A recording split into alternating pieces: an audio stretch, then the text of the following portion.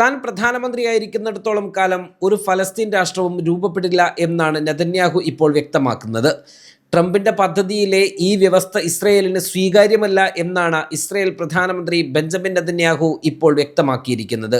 എന്നുവെച്ചാൽ നെതന്യാഹുവിന്റെ കൂട്ടാളിയായ ട്രംപിനെ ഇസ്രയേൽ വെല്ലുവിളിക്കുന്നു എന്നാണ് ഇതിനർത്ഥം. എന്തായിരിക്കും ട്രംപിനെ എതിർക്കാൻ നെതന്യാഹുവിനെ പ്രേരിപ്പിച്ചിട്ടുണ്ടാവുക? ഏറ്റവും എളുപ്പമുള്ള ഒറ്റവാക്കിൽ നമുക്ക് പറയാൻ കഴിയുന്ന കാര്യം, നെതന്യാഹുവിന്റെ അധികാരം സംരക്ഷിക്കണമെങ്കിൽ ഗാസയിലും ഫലസ്തീനിലും രക്തച്ചൊരിച്ചിൽ നടക്കണം എന്നതാണത്. ഇസ്രയേലിലെ ഭരണസഖ്യത്തിലുള്ള തീവ്ര വലതുപക്ഷ പാർട്ടികൾ ട്രംപിന്റെ പദ്ധതിയെ ശക്തമായി എതിർക്കുന്നുണ്ട്. വരുന്ന പൊതു തെരഞ്ഞെടുപ്പിൽ തീവ്ര വലതുപക്ഷ വോട്ടുകൾ സംരക്ഷിക്കേണ്ടതും നെതന്യാഹുവിന് അത്യാവശ്യമാണ്.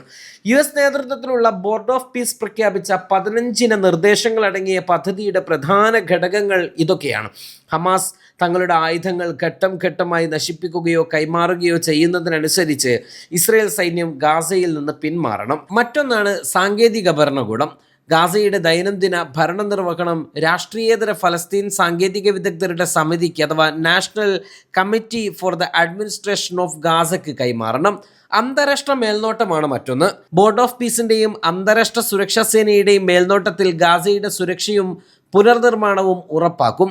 ഫലസ്തീൻ രാഷ്ട്രരൂപീകരണമാണ് മറ്റൊന്ന്. ഭാവിയിൽ ഒരു സ്വതന്ത്ര ഫലസ്തീൻ രാഷ്ട്രത്തിലേക്ക് വഴിയൊരുക്കുന്ന നയതന്ത്ര ചർച്ചകൾക്ക് തുടക്കമിടുക തുടങ്ങിയവയാണ് പ്രധാനമായും അമേരിക്ക നിർദ്ദേശിച്ചിട്ടുള്ളത്.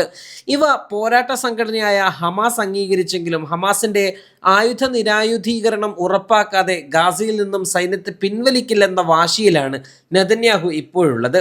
താൻ പ്രധാനമന്ത്രിയായിരിക്കുന്നിടത്തോളം കാലം ഒരു ഫലസ്തീൻ രാഷ്ട്രവും രൂപപ്പെടില്ല എന്നും നെതന്യാഹു പറയുന്നുണ്ട്. ട്രംപിന്റെ പദ്ധതിയിലെ ഈ വ്യവസ്ഥ ഇസ്രയേലിന് സ്വീകാര്യമല്ല. നെതന്യാഹുവിന്റെ ഈ പ്രസ്താവനയ്ക്ക് പിറകിൽ മറ്റൊരു കാരണം കൂടിയുണ്ട്.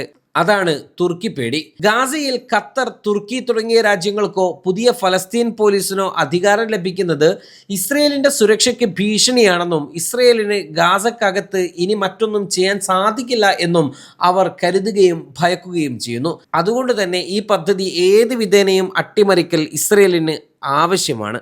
അവരുടെ പക്കൽ ചില ആശയങ്ങളുണ്ട്. അവയിൽ ചിലത് ഞങ്ങൾക്ക് സ്വീകാര്യമാണ്, ചിലത് ഞങ്ങൾക്ക് സ്വീകാര്യവുമല്ല.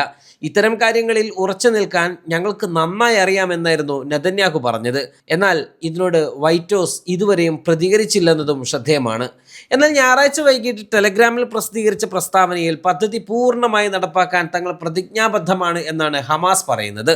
മധ്യസ്ഥരും ഗ്യാരണ്ടി നൽകിയ രാജ്യങ്ങളും തങ്ങളുടെ ഉത്തരവാദിത്തങ്ങൾ ഏറ്റെടുക്കണമെന്നും പ്രക്രിയയെ അട്ടിമറിച്ചേക്കാവുന്ന ലംഘനങ്ങളോ വീഴ്ചകളോ തടയണമെന്നും ഫലസ്തീൻ പോരാട്ട സംഘടനയായ ഹമാസ് ആവശ്യപ്പെട്ടിട്ടുണ്ട്. കഴിഞ്ഞ ഒക്ടോബറിൽ ഹമാസുമായി ഒരു വെടിനിർത്തൽ നിശ്ചയിച്ചിട്ടുണ്ടായിരുന്നുവെങ്കിലും ഇസ്രയേൽ ഗാസ മുനമ്പിലുടനീളം ദിവസേനയെന്നോണം മാരകമായ ആക്രമണങ്ങൾ ഇപ്പോഴും തുടരുകയാണ്. ജൂലൈ 30 ട്രംപ് പ്രഖ്യാപിച്ച ചരിത്രപരമായ കരാർ ഹമാസിന്റെയും ഗാസയിലെ മറ്റ് സായുധ സംഘടനകളുടെയും സമ്പൂർണ്ണ ആയുധ നിരോധനം ലക്ഷ്യമിടുന്നതായിരുന്നു.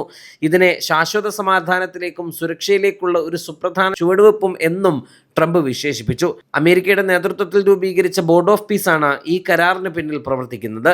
2026 ഫെബ്രുവരിയിൽ ഉദ്ഘാടനം ചെയ്ത ഈ ബോർഡിൽ ഇസ്രയേലും നിരവധി അറബ് രാജ്യങ്ങളും ഉൾപ്പെടെ ഏകദേശം 40 രാജ്യങ്ങൾ അംഗങ്ങളാണ്. എന്നാൽ ഇതിൽ ഫലസ്തീൻ പ്രതിനിധികൾ ആരും ഇല്ല. ട്രംപാണ് ഇതിന്റെ ആയുഷ്കാല അധ്യക്ഷനും. Waytonikah.com, the exclusive Muslim matrimonial site.